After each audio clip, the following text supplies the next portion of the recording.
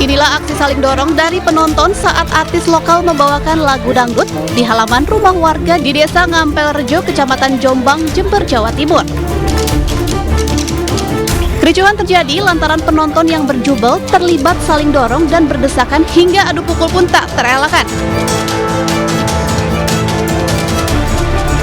Polisi dari sektor Jombang yang berada di lokasi kejadian naik ke atas pentas dan meminta kegiatan konser dangdut dihentikan dan penonton diminta bubar karena konser ini tidak mengantongi izin. Dari Jember, Jawa Timur, Bambang Sugiarto, iNews melaporkan.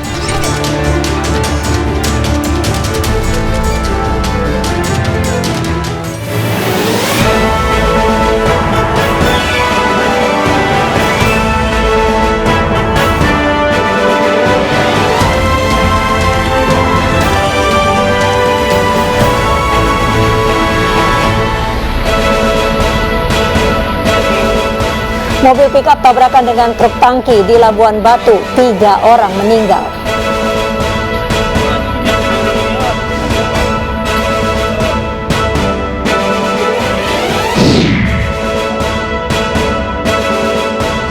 Gubernur DKI Jakarta malam ini resmikan Jakarta International Stadium.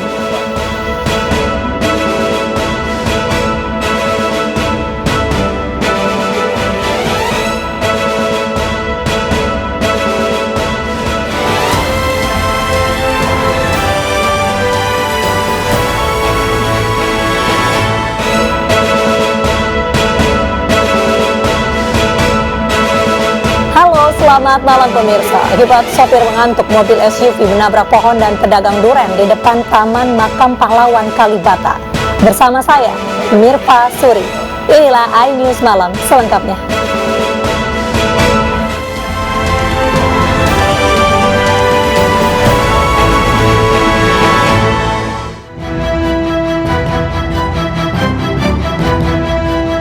Sebuah mobil SUV menabrak pohon dan pedagang durian di depan Taman Makam Pahlawan Kalibata, Jakarta, Minggu siang. Peristiwa terekam video amatir warga. Untuk evakuasi mobil, warga membantu membersihkan puing-puing pohon. Menurut saksi, saat mobil melaju dari arah Pasar Minggu menuju Cililitan, kemudian kehilangan kendali. Diduga supir mengantuk. Kayaknya ngantuk, tahu apa dia injaknya salah rem apa. Jadi posisi mobil begitu saya lihat dari jauh udah minggir, cuman di dekat-dekat langsung naik ke trotoar. Akibat kecelakaan, seorang pedagang durian dibawa ke Rumah Sakit Budi Asih Jakarta. Kecelakaan kini ditangani oleh unit Laka Lantas Satlantas Polres Metro Jakarta Selatan. Dari Jakarta, Helmi Cacangbati, iNews melaporkan. Sementara itu, sebuah mobil pickup tabrakan dengan truk tangki di Jalan Sum Cikampak, Labuan Batu Selatan. 3 orang meninggal dan 3 lainnya terluka.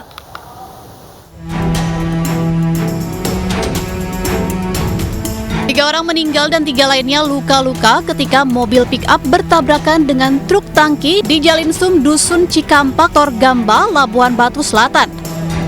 Kecelakaan terjadi ketika mobil pick-up bermuatan sayuran ingin mendahului kendaraan di depannya saat kondisi jalan menikung disertai hujan. Namun di arah berlawanan datang truk tangki sehingga tabrakan tak terhindarkan. Dibantu warga, petugas mengevakuasi para korban. Yang enam-enamnya itu orang yang dari bus kecil apa truk kecil apa gimana? Kecil semua lah. Yang kecil semua ya? Iya.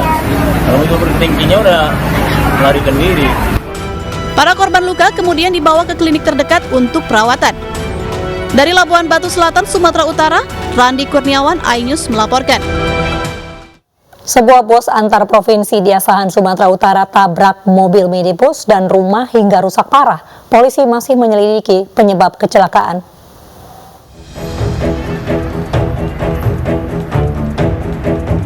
Bus antar provinsi ini ringsek setelah menabrak sebuah rumah di Jalan Sum, Desa Aek, Loba Pekan, Asahan, Sumatera Utara.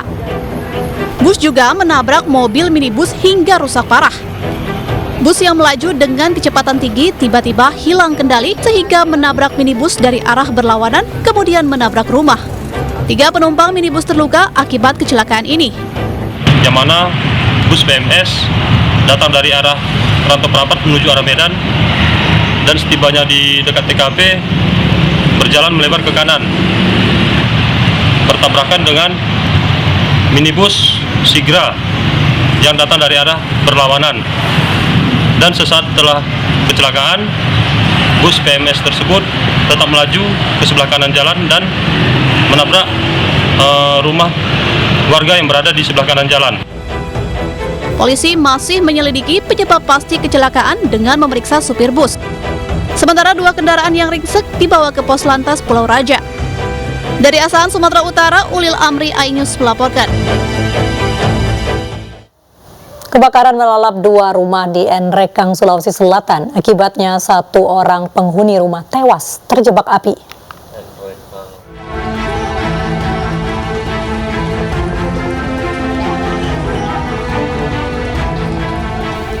Kebakaran terjadi di Kelurahan Lakawan, Kecamatan Anggai Raja, Kabupaten Nrekang, Sulawesi Selatan.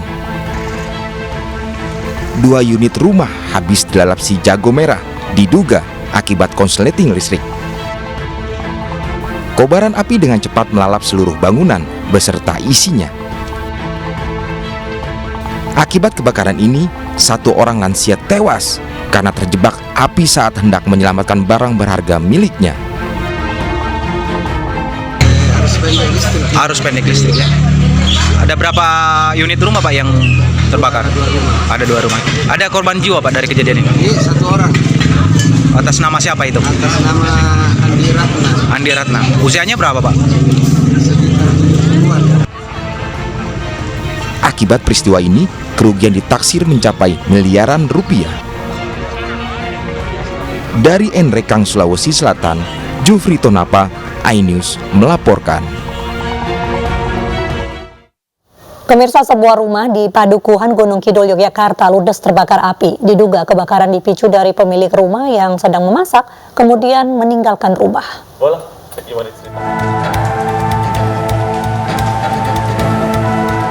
Kobaran api melalap bangunan rumah yang ditinggal pemilik warung saat memasak. Material rumah dari kayu dan angin yang kencang membuat api sulit untuk dipadamkan. Petugas pemadam kebakaran Gunung Kidul dibantu warga berjibaku padamkan api yang telah menghanguskan hampir seluruh bagian rumah. Api bisa dipadamkan setelah 2 jam. Pemilik rumah yang berhasil menyelamatkan diri syok dan terpaksa dilarikan ke rumah sakit. Jam 9.30 Pak. Dari saya ketahui 9.30. Tapi api sudah membesar. Api sudah membesar dari belakang sana, sebelah timur, mungkin dari kompor. Ada korban, Mas? Untuk sementara saat ini belum ada korban jiwa, hanya material. Bu Sugiem?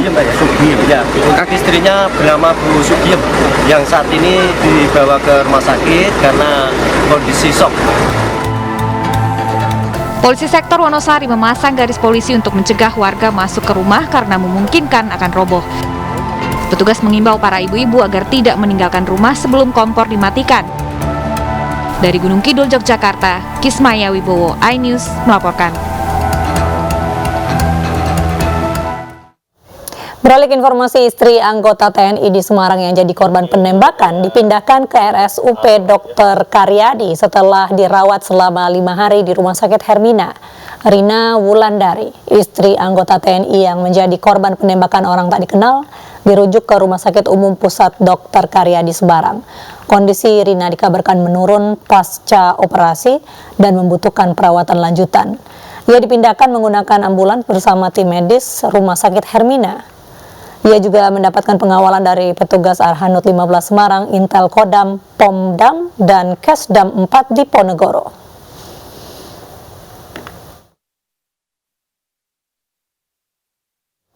Panglima TNI Jenderal Andika Perkasa menyebutkan anggota komplotan penembakan istri anggota TNI di Semarang, Jawa Tengah sudah ditangkap. Andika bahkan menyebut Kopda M disimpulkan sebagai dalang penembakan istrinya sendiri berdasarkan keterangan saksi. Dari Polri dan gabungan dari jajaran Kodam di Jawa Tengah itu kan sudah berhasil menangkap semua pelaku, 4 orang plus 1 orang yang menyiapkan senjata. Jadi senjata yang dipakai itu adalah senjata rakitan. Kita sudah tangkap juga. Nah, berarti yang masih at large, yang masih hilang adalah mastermind-nya ini, yaitu suami korban sendiri. Karena dari semua keterangan saksi menunjuk ke suami korban, Kopral 2M. Jadi ini yang kita terus kejar, tetapi juga kita sudah siapkan pasal-pasal semua yang relevan kita kenakan. Bukan hanya pasal di KUHP, kemarin sudah saya sebut, pasal 340, pasal 53 Junto 340, tapi juga KUHP militernya. Oke, supaya kita pastikan masalah ini di Jakarta International Stadium hari ini diresmikan Pemprov DKI Jakarta. Informasi selengkapnya usai jeda.